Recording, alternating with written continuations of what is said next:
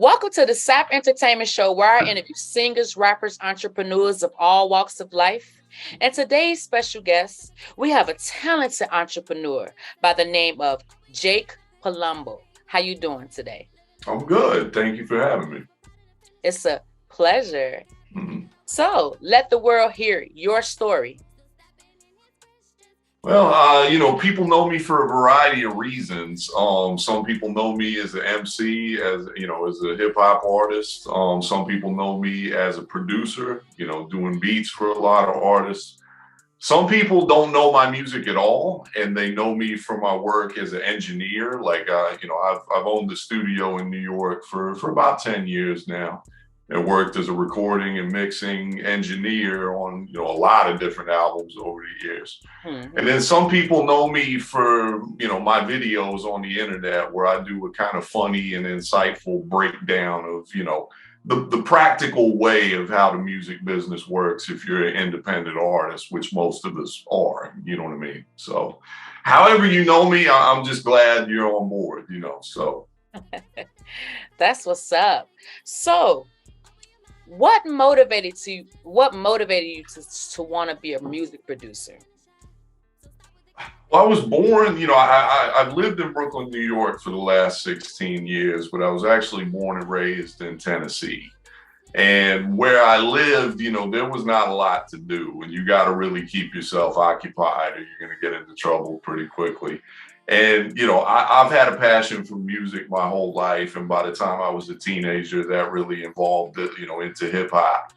And, being in the music business is kind of all I've ever really wanted to do.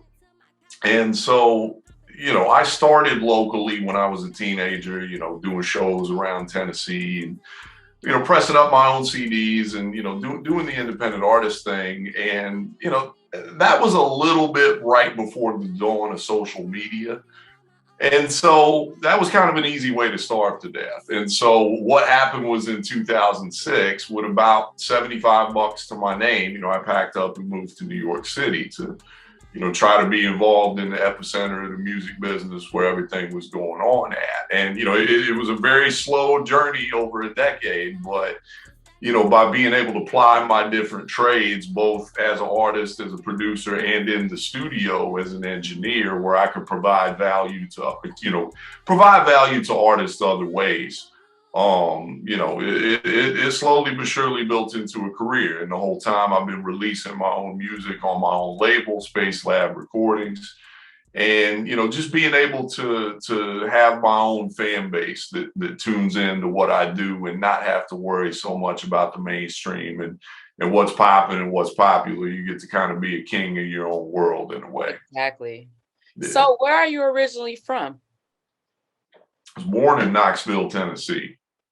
And like I said, I moved to New York in 2006. So I've been in New York like almost half my life at this point. So that's why there's a whole dynamic in my music of the country boy city kid, because I'm both. I can't get rid of my accent, and I can't, I can't shake the South that raised me, but I also been in Brooklyn half my life. Okay. And so I do have an influence of being up here and the way of life up here. And so, it makes for an interesting mix. I credit the South to teaching me the kind of people skills that I need to be able to, because, the music business is all about relationships, and people got to like you to want to do business with you, and they got to have a good experience. So I think the South definitely taught me the people skills that you need, but then New York is a place where you have to hustle. But B, I think it is a city that rewards hard work, and if you come here with an agenda and really, put your nose to the grind, it is a place where, you can find some success at. So I credit both. Like I said, I'm this yin and yang country boy city kid, so I'm an oddball. That's what's up. So what's your musical background? Well, from the time I was a young child, going back to when I was a kid, there not being a lot to do, I taught myself to play different instruments. And by the time I was a teenager and I started studying producers like the RZA and, DJ Paul and Juicy J, or DJ Premier, or, whoever the greats are, seeing that, because I could already play different instruments, and seeing that being a beat maker and a producer was kind of being a one-man band, like I just kind of took to it easily. Because of that, like that part kind of came easy. And then just over time, you end up, having something to say, and ended up putting words to your music. So that's kind of how the evolution happened. But no, I've just been immersed in music my whole life. My parents had a thick record collection with, rock music, soul music, jazz, like a whole bunch of wide variety. And especially once I got into making beats and, digging into crates, like that, those go hand in hand. So, that's what drew me to hip hop, was that you could rhyme over literally anything. You could rhyme over jazz or rock or soul or electronic music or accordions, if the drums is hitting. So I've just always had a wide musical palette, you know what I mean? Like, and so that's what drew me to it. So explain your creative process. A lot of it is just my observations on things that happen, things that I see in the day to day, like a lot of the day to day nonsense that goes on in the world. There's a lot of observational humor in my music, because I've always found that, like, if you can make people laugh, you got a better chance of getting them to listen to what you actually have to say, like your message. So I like to try to always start with a joke and then send the message home. But I write all day. Like if it can be one bar, it can be two bars. Like if it pops in my head, I put in a little text file and then go on about my day. Because if I don't write it down, I'll forget it. But then when it comes time to actually make records, I'm also making beats all the time. And I just make beats, put them into a pile. And when I've got an idea for a song, I go into the pile of beats, find a track that works for that. And then I go through that long text file of 500 million like word salad, and then start assembling that into, and of course new stuff gets written in the process, but it's a lot of observation stuff, but it's also telling my story. Like I've had kind of a really wild life in some aspects, and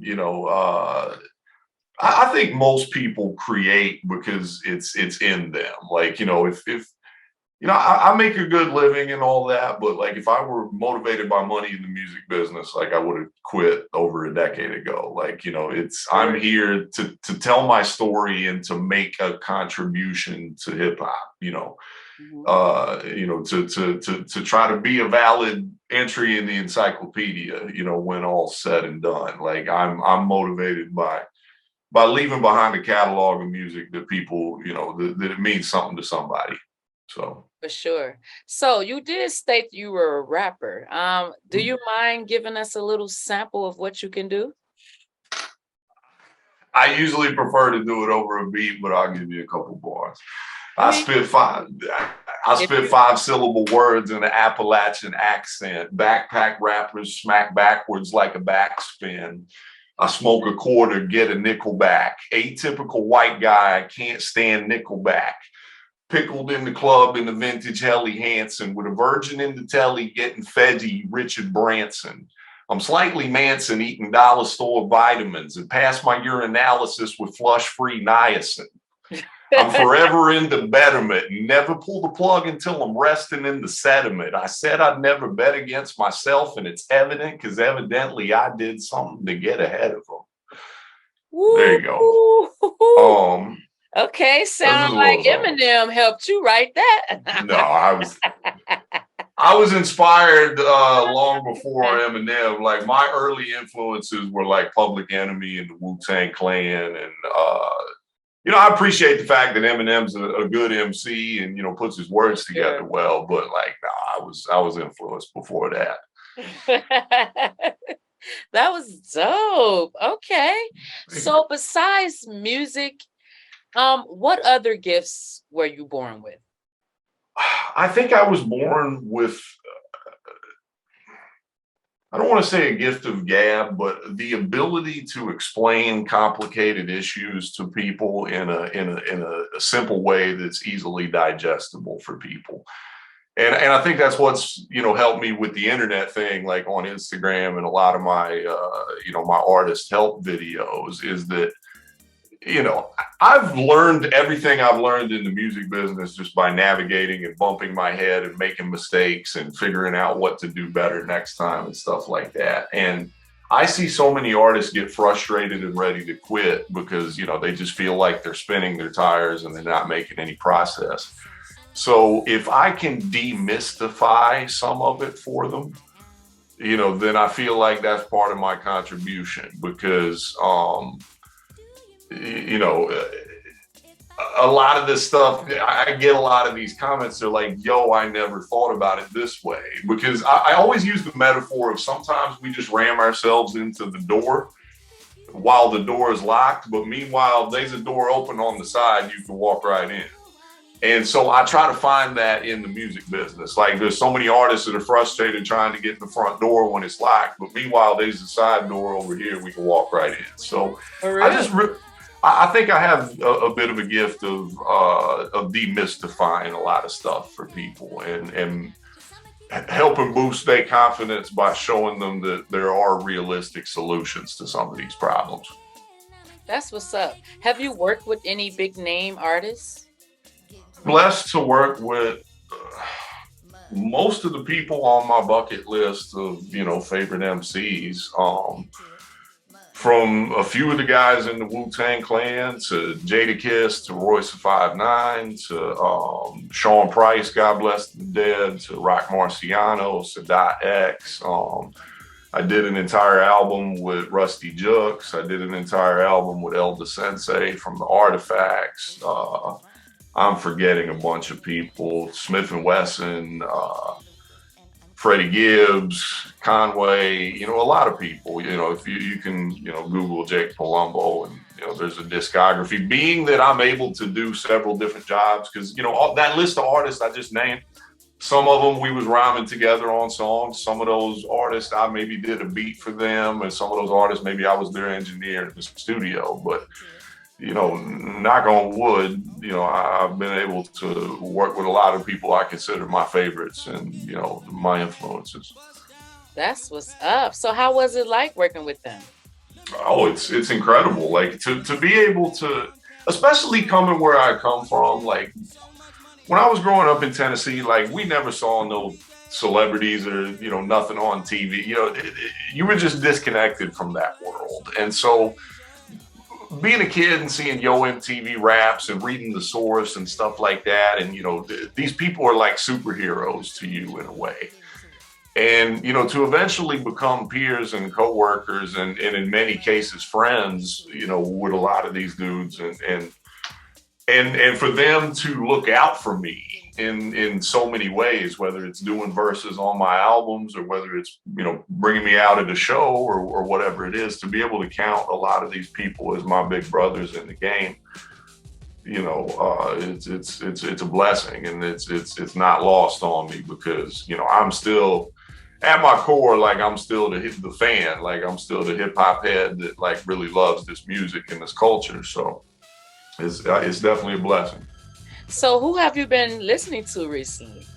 Oh, I go in these weird spurts where I just pick some random artist or camp and I'll do like a deep dive and listen to them exclusively for like 3 weeks, and then I'll move on to something else.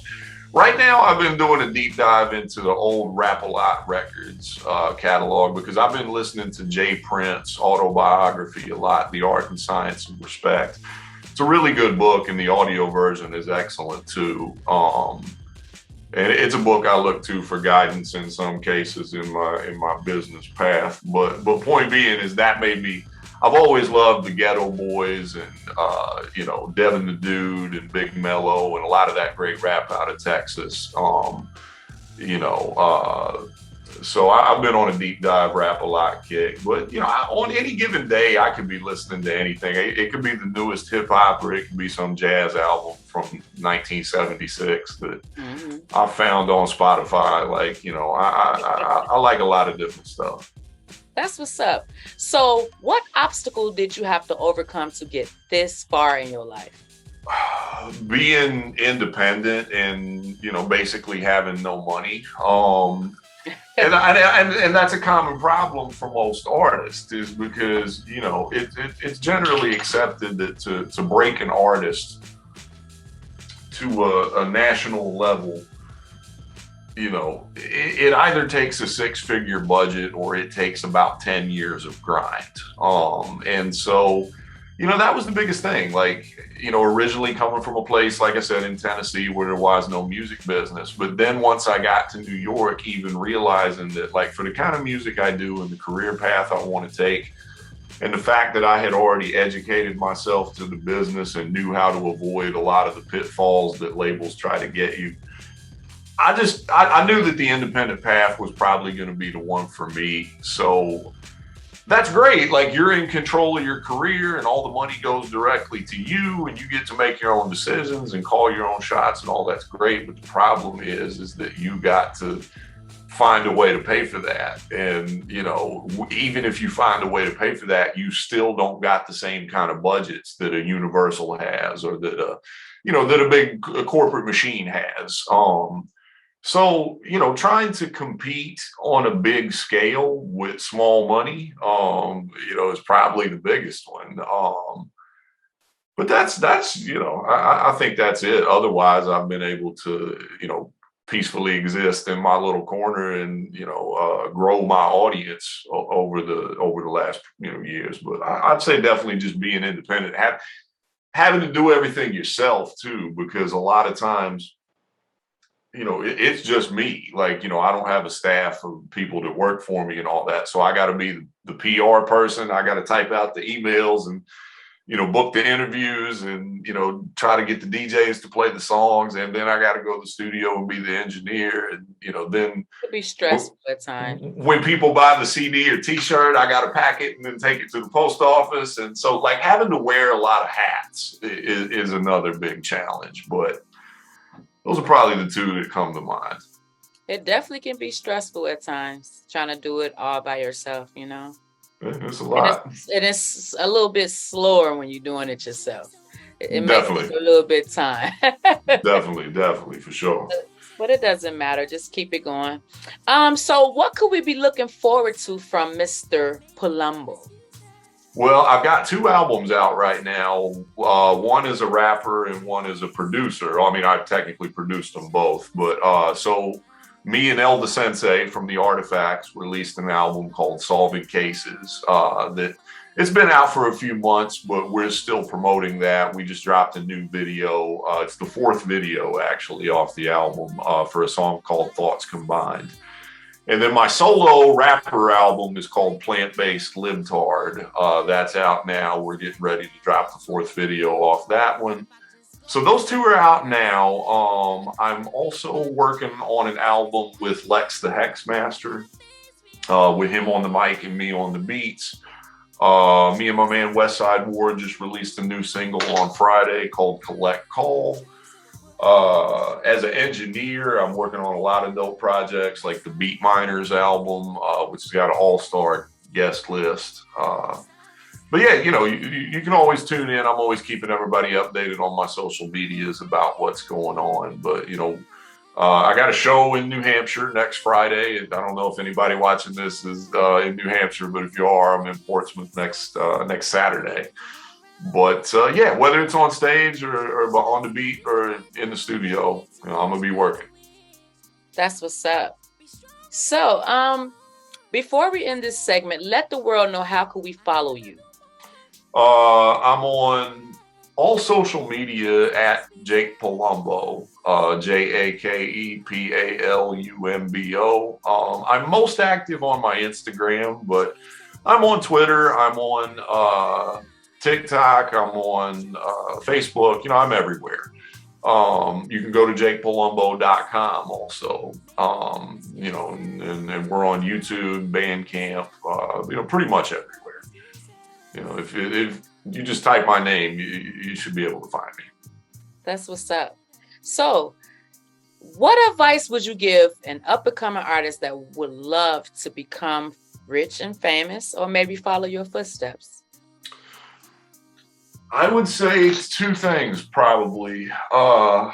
Make sure you're doing it for the right reasons. Because, like I said, if I were motivated by money, I would have quit a long time ago.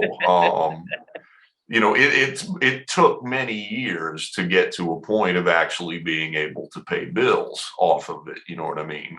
So I'm saying that to say, to carry you over in that time, most of us are not going to get a record deal thrown at us. Most of us are not going to have a rich relative to give us money to fund our career. Most of us are not going to be able to find an investor. So I'm saying that to say, it's going to be a longer journey. So knowing that, make sure you really love it, because, all this stuff I'm doing, I would still be doing if I wasn't making any money at it.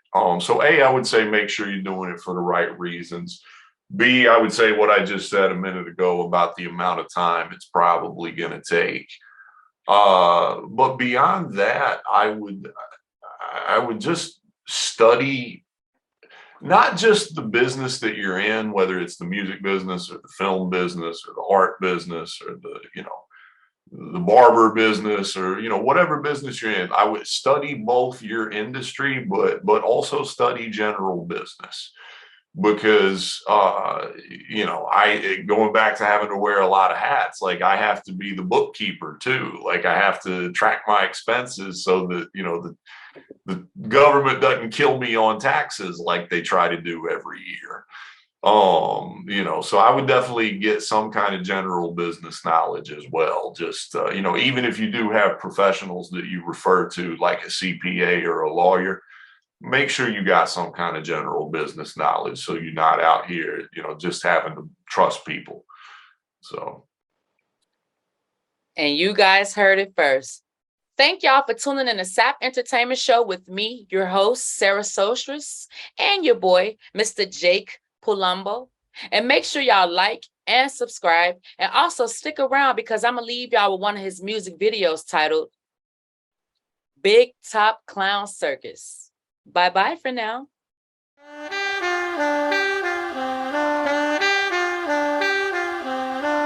Rap now is a circus of clowns. Take that with you on the way down. What's up, man? What's up, man? Jake Palumbo. Craig G.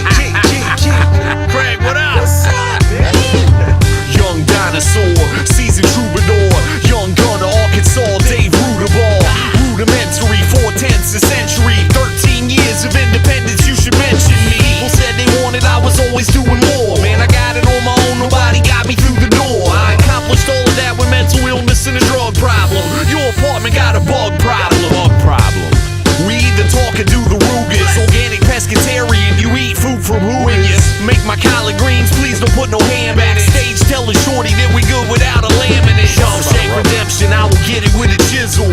You sold the steak, you did not sell the sizzle. I'm a sex pistol, great rock and roll swindle. Call my words on a tablet like an Amazon Kindle. What's when up? Jake and Craig spit it, it feels like you found purpose. The rap game's the big top, we hate the clown circus. The frequency is peaking, watch the way we drown circuits. Rising to the top, the only way to sound surface. When Jake and Craig spit it, feels like you found purpose. The rap game's the big top, we hate the clown circus. The frequency is peaking, watch the way we drown circuits. Rising to the top, the only way to sound surface. Quick fall and stumble, Craig G, Jake Palumbo. For white collar criminals, cats that serve bundles. I see you mesmerized by sun, so watch me flare up like the diamonds on my neck of Jake's $50 haircut. Backstage smoking that funk, I'm antisocial. I keep a fake number to give the music hopefuls. Hold up, you're saying too much, you're gonna blow up. Without the alterations to have the game sold up. Archie Bunker, Al Bundy, 4 touchdowns in one game. Better duck for cover, I'm accurate when the gun aims. Never trick on dumb dames. Me, I like to shun fame. Keep that hype to yourself, not interested in lung pain.